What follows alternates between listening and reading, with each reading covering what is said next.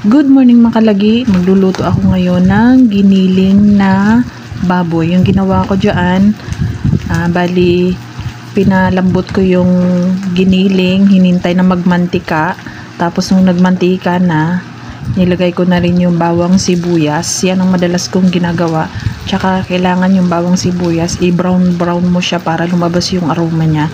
At binawasan ko din pala ng mantika dyan kasi sobrang dami ng mantika. Basta talaga giniling, asahan mo na maraming mantika talaga yan. Kaya kailangan mong i-drain para mabawasan yung mantika. Pangit din naman kasi pag ma-oily masyado. So, naglagay din pala ako dyan ng pamintang pino. Madalas ako gumagamit ng pamintang pino at naglagay din ako ng mga pampalasa dyan. Kagaya ng Knorr cubes. Madalas ako gumagamit ng Knorr cubes. Tapos, syempre, maglalagay din ako nitong oyster sauce. Madalas ko din itong ginagamit kasi manamis-namis siya at hindi mo na kailangan maglagay ng asin.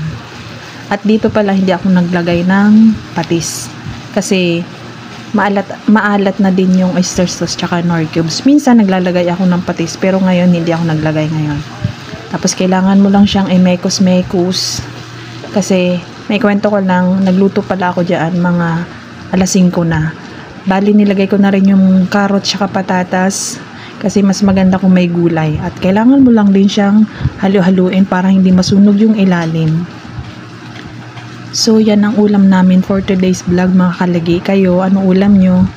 Comment down below kung ano ulam nyo. At, yan lang. Thank you for watching. Bye mga kalagi.